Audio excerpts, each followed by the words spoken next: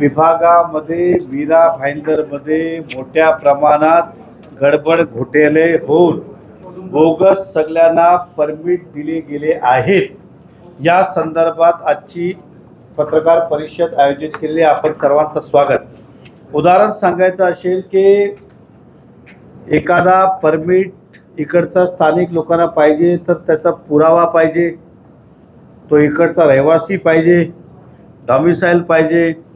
आता या उद्देशाने मीरा भाईंदरने अख्ख्या महाराष्ट्राने देशभरामध्ये रोहिंग्या मुस्लिम हे मोठ्या प्रमाणात आले. आता आम्ही ज्यावेळी माहिती घेतली तर उदाहरण सांगायचं असेल की आम्ही सॅम्पल म्हणून 20 कार्ड त्यांच्याकडनं माहिती घेतली. त्या 20मध्ये 16 हे रोहिंग्या मुस्लिम आहे, ज्यांनी सगळे पाहिजे तसे बनावटी कागदपत्र केले. उदाहरण सांगायचं असेल, हा अडाणीचं लाईट बिल आहे, ह्याचा नंबर आहे 15339650. हा नाव आहे आर्केड डेव्हलपर्स. पण एका व्यक्तीने काय केलं, त्याच लाईट बिलला कॉपी पेस्ट केलं असगर अली, आणि तोच हा नंबर आहे 15399508. म्हणजे अशा बिलाला वारंवार स्कॅनिंग करून नावं चेंज करायची आणि मीरा भाईंदर मधनं परमिट घेतलेले.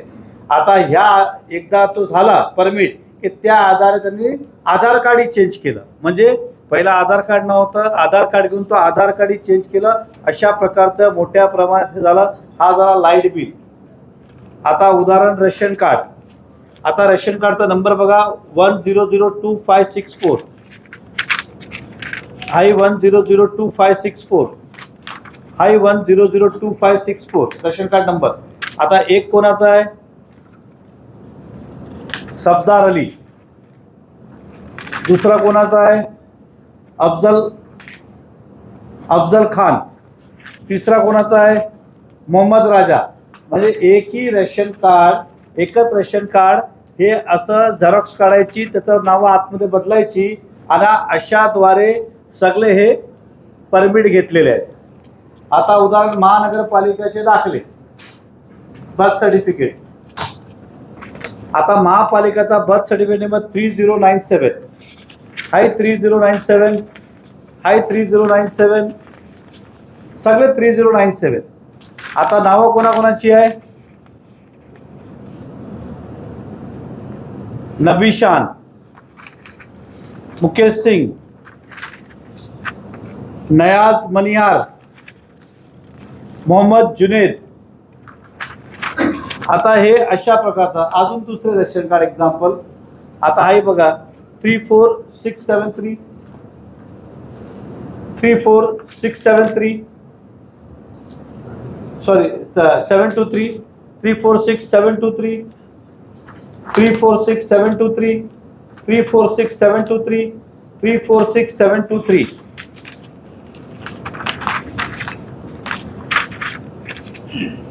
शमशुद्दीन, अब्बास, मेहरुजुल इस्लाम, मुस्ताक खान, शादाब,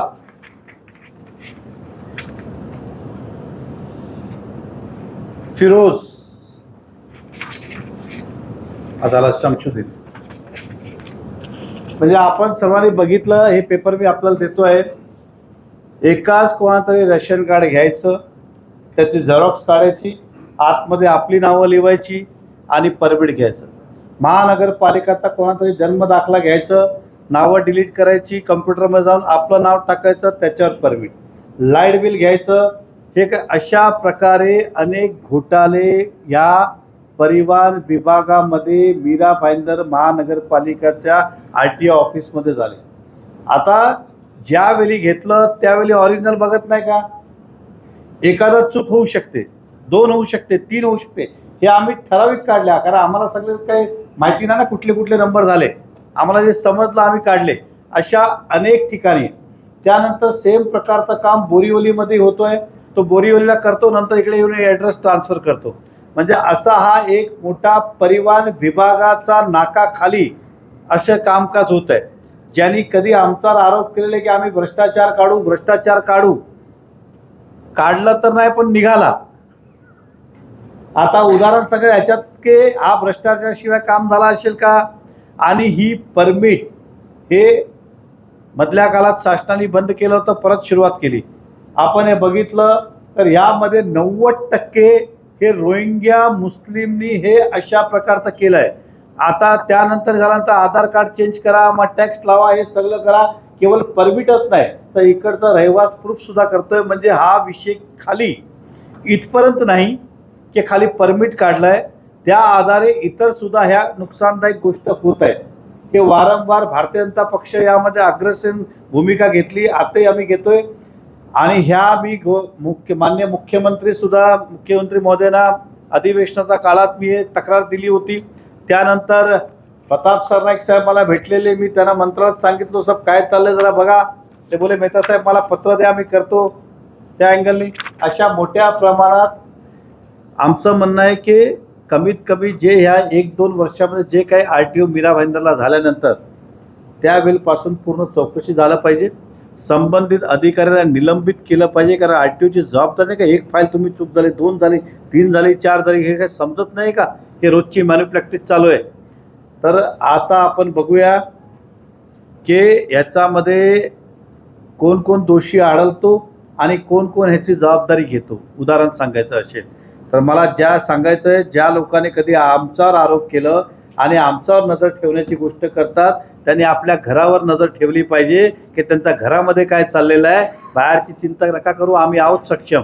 परंतु हे आपण कुठेतरी लक्ष घेतलं पाहिजे की आपल्या नाकाखाली आपल्याच विधानसभा क्षेत्रात अशा प्रकारची घटना होते.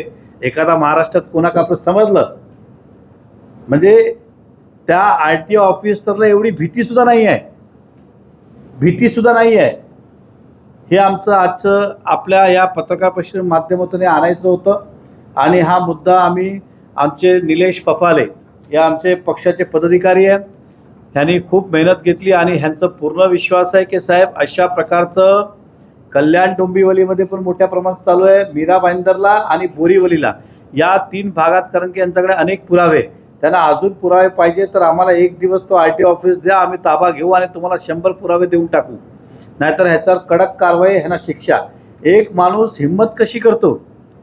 लाईट बिल ठीक आहे, प्रायव्हेट महानगरपालिकाचं बर्थ सर्टिफिकेट छापतो आणि दुसऱ्या बाजूला रेस्टिंगचं कार्ड पण छापतो घरी बसून.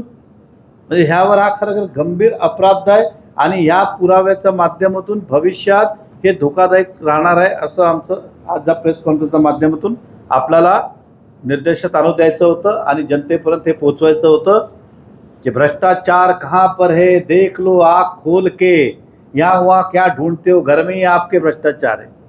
धन्यवाद.